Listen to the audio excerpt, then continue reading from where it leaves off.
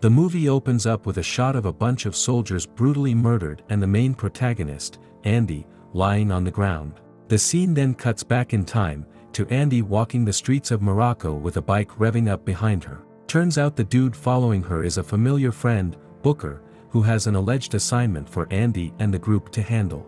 Andy is not quite sold on the idea of doing repeat missions but eventually agrees to meet with the rest of the group back at the hotel. At the hotel, the duo reunites with Nikki and Joe, the other half of the team. The group discusses the new mission and Andy agrees to meet up with the guy in charge, Mr. Copley, an ex-CIA agent who's now working freelance. Copley briefs Andy about the mission, a hostage situation in South Sudan, with 17 girls abducted without any food or water. Copley is desperate to get the team on board, and Andy, thinking their help could bring some good into the world, agrees. The scene cuts to the four of them, all loaded and padded, in a helicopter that drops them off at the desired location. They make their way to the atrocity-stricken school and proceed with the rescue mission.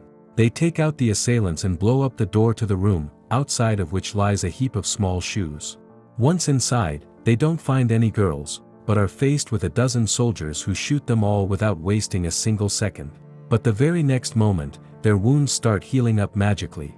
With the soldiers not having any time to reload their guns, the group manages to take them out one by one. Nicky shoots a bunch of soldiers with his rifle while Joe sticks to his sword. The scene ends with Andy shoving an axe down a soldier's throat. Once the threat is neutralized, the group realizes that they were lured into a trap set by none other than Mr. Copley, so that he could capture the carnage on tape.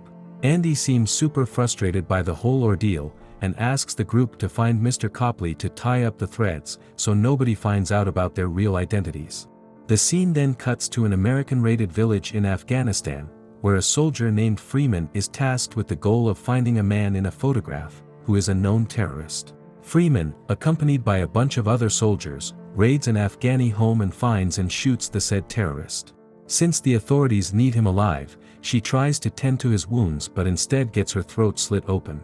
She bleeds out in the arms of another soldier, when the scene cuts back to Andy and the group. All four of them have the same mind-numbing visions of a woman stationed in Afghanistan. They figure out she's another one like them, and Andy departs to fetch her from the camp in Afghanistan, while the rest head to Paris to take care of the Copley business. Freeman wakes up, also flabbergasted from the visions, a million miles away.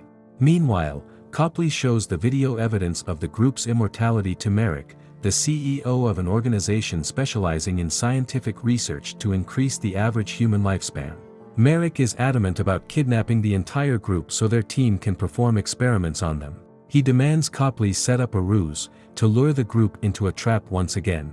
Back in Afghanistan, Niall Freeman is getting singled out by her peers for being different. She's way too bothered by this sudden shift in attitude and tries to cry away her pain listening to Frank Ocean. Right then, Andy shows up at the US Marine headquarters. She knocks out Niall, throws her in the back of a militia van, and drives right off. Freeman, in her attempt to escape, jumps out of the van, but Andy catches her and shoots her in the back of her head. The wound, of course, heals. Andy tells Niall about how she leads an army of immortals and she can give her the answers she needs. The duo boards a plane to Paris. Freeman, not being able to completely trust Andy, chains her to the post and hijacks the plane, but all in vain. They engage in a heated fight for a while, which ends with Andy breaking Niall's arm and leg. Freeman watches her fractured bones heal and questions the reality of the situation.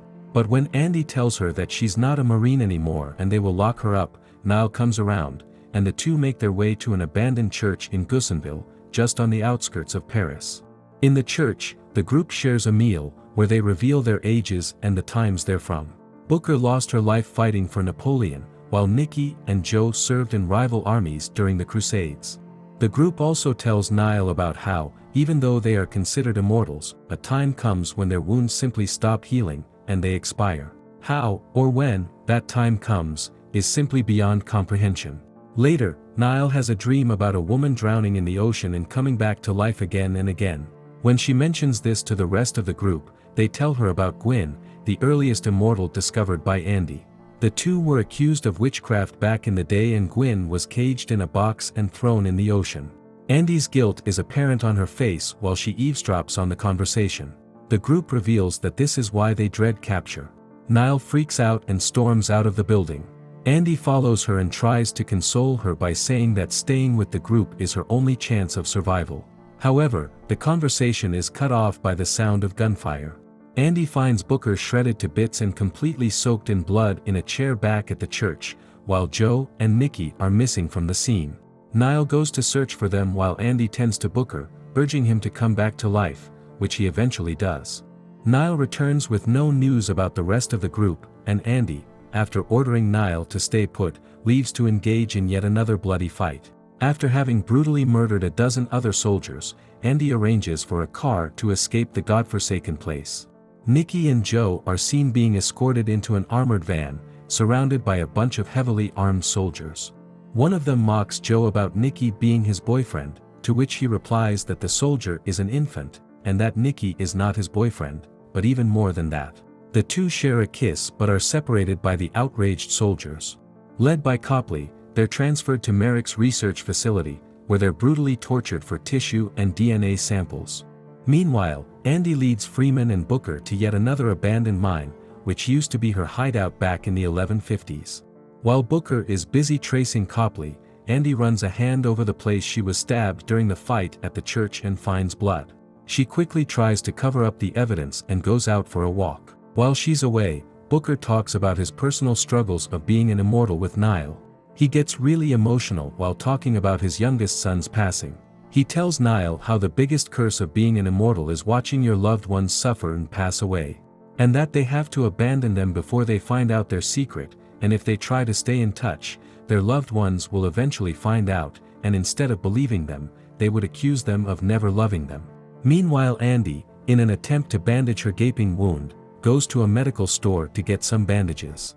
The pharmacist there leads her into the back and tends to the wound, while telling Andy how humans are not made to survive alone, and any kindness you give always finds its way back.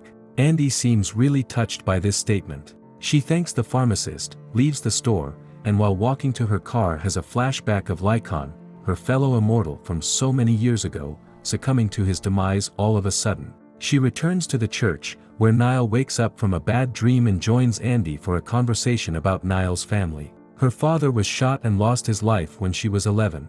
Andy's guilt about abandoning her search for Gwyn breaks out in the open.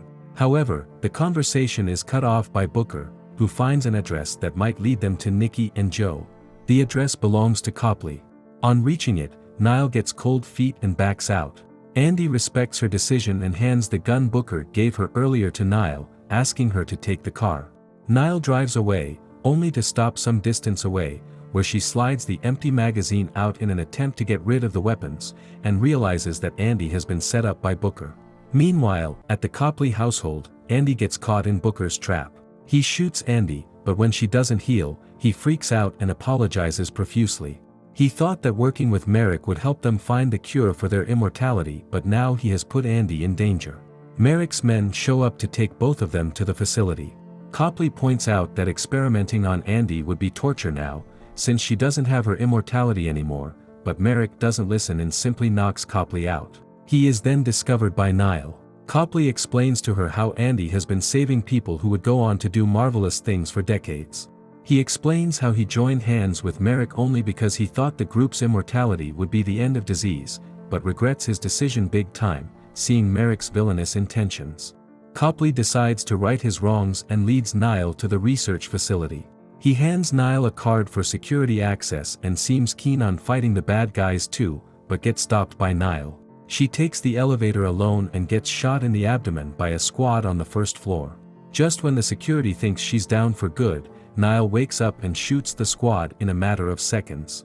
She encounters Merrick then, who flees the scene after getting a hold of Andy's axe. Niall wreaks havoc on the lab and slides through the door, into the room where the group is being held hostage. She frees Andy from her restraints and hands her a gun. Andy seems hesitant, but on Niall's insistence, takes the gun and frees the rest of the group. Joe is quite adamant about leaving Booker behind, but Andy steps up, saying that they have always fought together, and they need to take care of Merrick once and for all, so he doesn't come after them. They leave no man behind. All five of them head out and make their way through the facility's corridors, protecting Andy. Andy struggles to keep up pace with her gaping wound, but she doesn't back down. The group is just about to break through the main door when security blows the main wall with a grenade.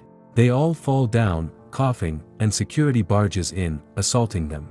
Andy, uncontrollable in her rage, slashes a couple of men with a giant axe and advances forward. She gets separated from the rest of them and runs into a soldier. But, despite her wound, Andy is able to beat him in hand-to-hand combat. She even gets him to reveal Merrick's location, who's hiding out in the penthouse. Andy and Niall decide to head in through the front door, while Nikki and Joey distract Merrick's detail by going in through the windows. All hell breaks loose. The team takes out all the bodyguards while Merrick makes a break for it down the elevator. Nikki, Joe, and Booker go after him, while Andy and Niall stay behind. Andy uses the opportunity to tell Niall how she taught her that there were people still worth fighting for, but the heartfelt moment is cut short as Merrick shows up with a gun and Andy's axe, threatening to finish Andy off. Niall and Andy set up a ruse which leads to Niall jumping off the building with Merrick, finishing him off for good. Niall returns Andy's axe back to her and the group flees the scene. The scene then cuts to the crew negotiating Booker's punishment in a bar. They decide that Booker has to spend 100 years all by himself before they can even think of forgiving him. Andy and Booker share a hug and the group leaves to meet Copley, who agrees to hide their footprints and give them jobs. The scene then jumps to 6 months later, as Booker stumbles back to his apartment, drunk, and finds Gwyn there, pouring herself a glass of whiskey.